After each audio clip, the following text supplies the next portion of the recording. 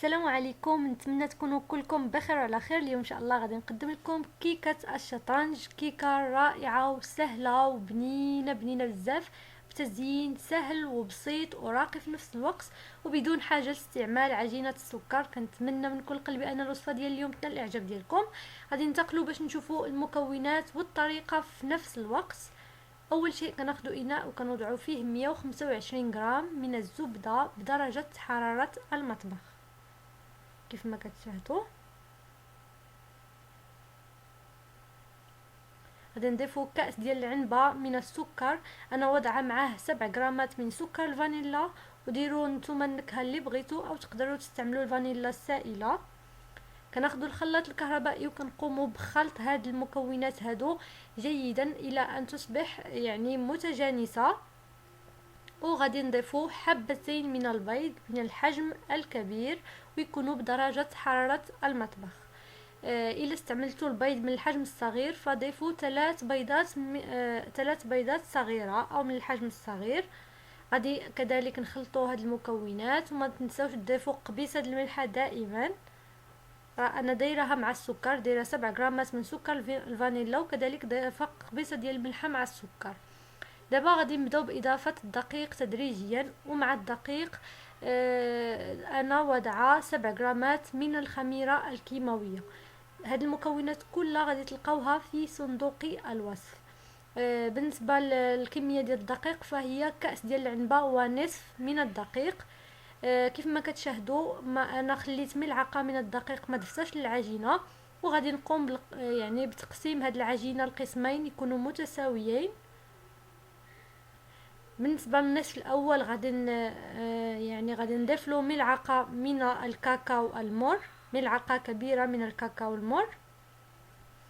والقسم الثاني او النصف الثاني فضفت له الملعقه المتبقيه من الدقيق الابيض. وغادي نقوم بخلط هذه المكونات. كنقوم بالخلط ديال العجينه البيضاء هي الاولى. من بعد ذلك غادي نخلط كذلك العجينه اللي وضعت لها الكاكاو بهذه الطريقه. وكيف ما قلت لكم الكميه ديال الدقيق كأس ونصف ديال العنبه من الدقيق. هاد عفوا هاد الكيكه هذه كتجي بنينه بزاف والشكل ديالها زوين وسهله في التحضير ماشي صعيبه. وانا درت كيكه اللي هي صغيره، ولا كنتو بغيتو كميه يعني او واحد الكيكه اللي بحجم كبير فما عليكم الا تضاعفوا المقادير. كيف ما كتشاهدوا انا خديت هاد الاناء هذا او هاد المول هذا ودهنته بالزبده، وكناخذوا واحد القطعه من ورق الفرن. غادي نحاولوا نوضعوها في هاد الورق ديال الزبده، كنحاولوا نقسموه للنصف كيف ما كتشاهدوا بهذه الطريقه هذه. وغادي نحاولوا نوضعوه في الوسط هذاك يعني في الوسط طالع بهذيك الطريقه باش يقسم لنا ما بين العجينه البيضاء والعجينه السوداء. هكا كنفصلوا بيناتهم وفي نفس الوقت كنطيبوهم يعني في نفس الوقت. هذه فكره تقدروا يعني ديروها، ولا كان عندكم لي مول يعني الصغار جوج مثلا تقدروا تقسموا هذه القضيه هذه ديروا كل وحده في مول. دابا غادي نقوم بالوضع ديال العجينه البيضاء في جهه، والعجينه السوداء او عجينه الكاكاو او الخليط اللي فيه الكاكاو في الجهه الثانيه. وغادي نكون سخنت الفرن على واحد 5 ديال الدقائق على 160 درجه. هاد الكيكه هذه راها ما خاصهاش طيب بزاف، تقريبا واحد 10 دقائق من 7 دقائق بداو تطلعوا عليها حتى 10 ديال الدقائق ما تفوتوهاش باش ما تنشفش بزاف. وحاولوا تقادوا يعني هاد العجينه هذه لان فيها الزبده، والان الجو شويه بارد يعني دغيا دغيا كتماسك، لكن راها كتجي رائعه، غير صبروا معاها شي شويه وقادوها مزيان. غادي ندخل الكيكه ديالي للفرن وغادي نتلاقى معكم باش نتموا باقي المراحل.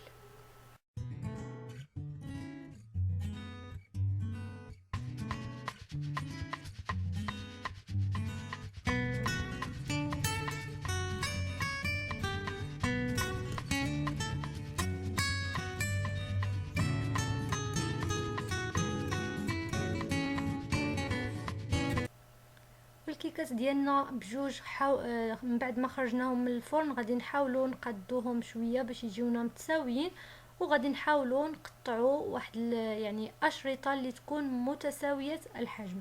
ديروا نتوما داكشي بالحجم اللي بغيتو نتوما. خذوا من الاحسن استعنوا بمسطره وحسبوا يعني بالسنتيمترات. الا درتو 1 سنتيمتر في كل ضلع من الاضلاع ديال هاد الاشرطه هادو، يعني خصهم يكونوا متساويين، يكونوا مربعات متساويه. دابا كيف ما كتشاهدوا غادي ناخد واحد نصف كأس من الماء مع نصف كأس من السكر مع ملعقه من المربى ديال المشمش او اين كان نتوما بغيتو، وغادي نديروهم على نار هادئه حتى يعني كيغليو واحد 10 دقائق. ومن بعد ذلك فغادي نبدا ندهن بهم هاد الاشرطه هادو. في نفس الوقت يعني كنسقيو هاد الكيكه، وكذلك كنلصقوا بهذاك السيرو به كنلصقوا هاد الاشرطه هادو ديال العجين. كنديروا واحد اسود واحد ابيض وعاوتاني غنديروا الاخر اسود، او تقدروا ديروا العكس، في الاول ديروا جوج اشرطه بيضاء وفي الوسط يكون واحد اسود. كنتمنى ان الفكره تكون واضحه. المهم كنخالفوا. دابا بالنسبه يعني الطبقه الثانيه فغادي ندير جوج اشرطه بيضاء وغادي نديرو الشريط اللي في الوسط يكون اسود، العكس اللي درنا لتحت. بهذه الطريقه وحاولوا تدهنوهم جيدا. الطبقه الثالثه غادي تكون بحال الطبقه الاولى، شريطين يكونوا في اللون الاسود يعني بالنكهه ديال الكاكاو، والشريط اللي في الوسط يكون بالنكهه ديال الفاني يعني شريط ابيض. بهذه الطريقه الان غادي نحاول نغلف هاد الكيكه ديالي بالفيلم اليمونتير، وغادي نخليوها تقريبا واحد 5 ديال الدقائق على ما تماسك. وفي نفس الوقت نجهزوا هذيك العجينه اللي بنينه اللي غادي نغلفوا بها هاد الكيكه باش يكون عندها واحد الشكل يعني جميل وبدون حاجه اننا نستعملوا الكريمه. الان غادي نبداو نحضروا الطبقه باش غنزينوا الكيكه ديالنا. غناخذوا 10 قطع تقريبا من البسكوي اللي يكون بسكوي عادي، 10 ديال القطع تقريبا. غادي نوضعوه في خلاط يعني في الخلاط الكهربائي، وغادي نضيفوا لهاد البسكوي هذا تقريبا ملعقتين من السكر الرطب او ملعقه، كيبقى حسب الرغبه وحسب الذوق، ولا تقدروا تستغناو على السكر كليا لاننا غادي نستعملوا الحليب المركز المحلى في هذه الوصفه. غادي نطحنوا هاد المكونات جيدا حتى كنحصلوا على خليط اللي يكون ناعم كيف ما كتشاهدوا بهذه الطريقه. ومن بعد كنضيفوا ملعقتين كبيرتين من الكاكاو المر، ملعقتين مملوءتين من الكاكاو المر. الان باش نجمعوا هاد العجينه هذه فاحنا ضفنا غادي نضيفوا الحليب المركز المحلى اللي محضر في البيت. غادي نخلي لكم رابط الوصفه في صندوق الوصف. تقدروا تعوضوه بالعسل، تقدروا تعوضوه بالشوكولاته. من الاحسن تستعملوا شوكولاته تكون نوعيه جيده يعني تكون مره باش ما يجيكمش هاد العجينه ما تجيكمش حلوه بزاف. كذلك تقدروا تستغناو على الملعقتين ديال السكر، ولا تقدروا فقط تنقصوا من الكميه. غادي نبداو نضيفوا الحليب المركز المحلى تدريجيا حتى كنحصلوا على واحد العجينه يعني اللي تكون قابله ما كتقطع ما والو. غادي نوريكم باش تشوفوا معايا. هي هذه العجينه ديالي راها واجده تقريبا. احتاجيت واحد 4 ملاعق من الحليب المركز المحلى ماشي بزاف. ودابا غادي ناخذوا ورق الزبده وكنوضعوا فيه هاد العجينه هذه وكنحاولوا نرقوها بالدلاك. من الاحسن انكم تدهنوا الا ما كانش عندكم ورق الزبده او ورق الفرن من النوعيه الممتازه دهنوه بشويه ديال الزيت باش يسهل عليكم تعاملوا مع هاد العجينه هذه وما تعذبكمش وما تلصقش.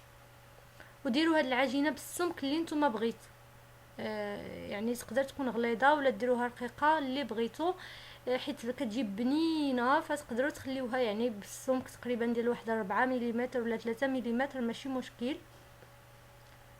الان من بعد ما غادي نرقى فانا غادي نجيب هذيك الكيكه ديالي، كنوضعوا هذيك الكيكه في الوسط وكنحاولوا نقلبوا عليها هذيك العجينه ونتعاملوا معها برفق بشويه باش يعني ما نضيعوش الشكل ديالها. والعمليه راها سهله بزاف، ورق الزبده كيعاوننا بزاف كيف ما كتشاهدوا. الان غادي نحاولوا نقلبوا عليها ورق الزبده كيف ما كتشاهدوا بهذه الطريقه هذه. وغادي نبداو ندورو باش نخرجوا الهواء اللي متواجد ما بين هذيك العجينه ديال الكاكاو وكذلك ما بين الكيكه. هي هذه من بعد ما خرجنا كاع داك الهواء اللي كان فيها، غادي دابا الان نوضعوها في الطبق اللي غادي نقدموها فيه.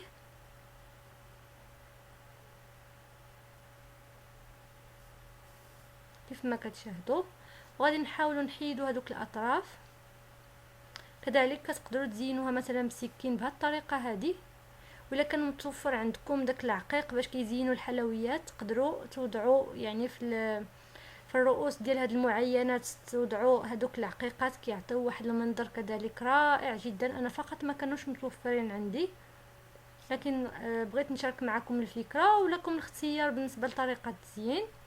الان غادي نحاول نقطع هذوك يعني الاطراف باش نقدو الشكل ديال هاد الحلوى هذه. ومن الاحسن انكم تخليوها يعني ترتاح وتماسك شويه، عاد تبداو تقطعوها باش ما كتبقاش هذيك العجينه ديال الكاكاو كتلصق. وهذا هو الشكل ديال الحلوى ديالنا، وصدقوني راها كتجي بنينه بزاف ولذيذه، وكذلك الشكل ديالها رائع جدا. نتمنى تنال الاعجاب ديالكم.